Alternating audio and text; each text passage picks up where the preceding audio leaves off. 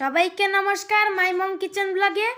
আজকে মা নিয়ে চলে এসছে একটা খুবই লোভনীয় একটা টিফিনের রেসিপি। এতটাই টেস্টি হয় খেতে, মানে দুর্দান্ত হয় এটা খেতে। আর তার সাথে যদি টক ঝাল আচার হয় তাহলে তার কোনো কথাই নেই। তো চলো ভিডিওটা কন্টিনিউ করা যাক। তো দেখো কতটাই এটা জালিদার হয়েছে আর কতটাই সফট হয়েছে। তো দেখতে থাকুন, স্কিপ করবেন না, তো পুরো পদ্ধতিটা বুঝতে পারবেন না। তো মা এখানে একটা পেঁয়াজ নিয়ে নিয়েছে, ওটার মধ্যে অনিয়ন স্প্রিংও আছে। তো এখানে নিয়ে নিয়েছে এবারে কিছু বিনস, আর হচ্ছে কড়াইশুঁটি, টমেটো, ধনেপাতা, বিট, আর হচ্ছে গাজর, আর হচ্ছে দুটো লঙ্কা। তো আপনারা যেরকম ঝাল খেতে পছন্দ করেন সেরকমই আপনারা দিতে পারেন। তো চলো এবারে ভিডিওটা কন্টিনিউ করা যাক। তো দেখো মা এখানে সব সবজিগুলো কুটে নিয়েছে, এখানে পেঁয়াজ আর ধনেপাতা লঙ্কাটা করে নিয়েছে। তো দেখো শীতের দিনে এই পিঠেটা খেতে খুবই ভালো লাগে, এতটাই অসাধারণ লাগে, মানে কি বলবো, আমার তো খেতে খুবই অসাধারণ লেগেছে। তো পারলে আপনারাও করে খেতে পারেন, আপনাদেরও অবশ্যই ভালো লাগবে। তো মা এখানে নিয়ে নিয়েছিল চালের গুঁড়ি আর হচ্ছে সুজি কুরকুরে হওয়ার জন্যে।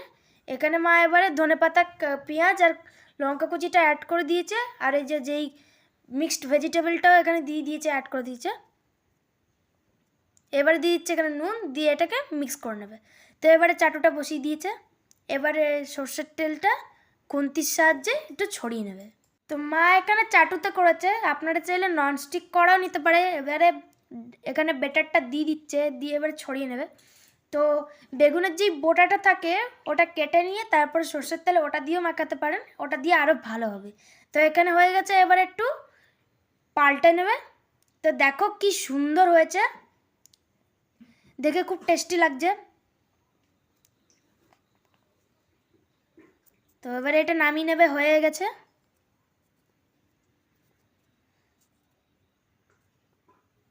এবারে দিয়ে দিচ্ছে সর্ষের তেল, আরেকটা করে নেবে এখানে।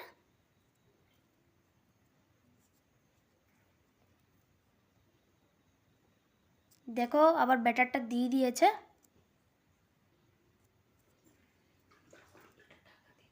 এখানে ঢাকাটা এবার খুলে নিচ্ছে, ঢাকাটা দিয়ে 1 মিনিট রাখলেই এটা রেডি হয়ে যাবে। তো দেখো এটা রেডি হয়ে গেছে। তো আমি বিট বা গাজর কোনো সবজি পছন্দ করি না, তো মা এতটাই সুন্দর বানিয়েছে যে আমি তো খেয়ে নিয়েছি। দেখো এটাও রেডি হয়ে গেছে, এবারে নামিয়ে নেবে। তো দেখো এবারে নামিয়ে নেবে এটা। তো রেসিপিটা কেমন লাগলো অবশ্যই কমেন্টে বলবেন, সাবস্ক্রাইব করবেন, শেয়ার করবেন। সবাইকে নমস্কার মাই মম কিচেন ব্লগে। আবার দেখা হচ্ছে কালকে নতুন একটা রেসিপি নিয়ে। সবাইকে নমস্কার জানাই মাই মম কিচেন ব্লগে।